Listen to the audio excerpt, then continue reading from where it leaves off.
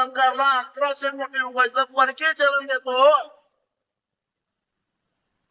त्याची बोलवण 70 कोटी मध्ये करता, फक्त 70 कोटी मध्ये.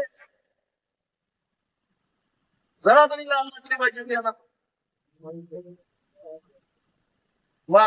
मला असं माहिती सुशांतने दिली, मला वाटतं मग या औषध कंपन्याने माझा निषेध केला. माझ्याबद्दल जिल्हा पोलीस प्रमुखाकडे तक्रार केली की या माणसापासून आम्हाला धोका आहे. मी खतरनाक माणूस आहे बरं का, त्यामुळे त्यांना धोका वाटायला लागलेला आणि या माणसापासून आम्हाला संरक्षण मिळावं अशी काहीतरी तक्रार केली. का करणार नाही, का मी बोलणार नाही. अरे 7,000चं औषध तुम्ही देतात, 300 रुपयाला पण कधी 3,000 रुपयाला कधी कधी देता, मग तुमची फोन किंमत किती आहे सांगा ना. आणि मला एक सांगा की तुम्ही एवढ्या मल्टीनॅशनल कंपन्यांनी रोग नियंत्रण करण्याच्या नावाखाली शेतकऱ्यांना महागडी औषधं खपवली आणि त्या औषधाचा गुण आला नाही तर त्यांची कॉलर नको धरायला.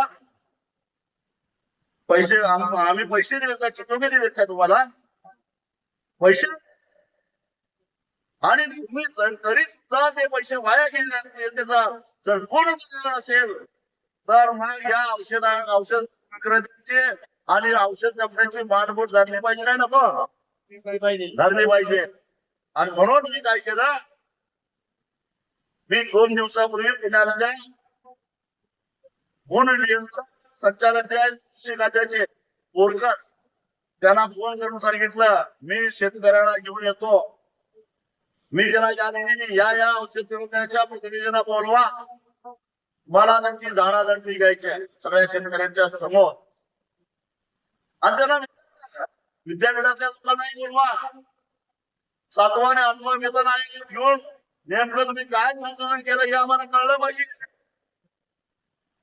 कारण तुमचा पगार होण्यासाठी या देशाचा जबाबदार नागरिक म्हणून आम्ही या सरकारला कर देत असतो. म्हणजे तुमचे मसरे दाते आम्ही आहोत, तुमचा पगार आम्ही बघू.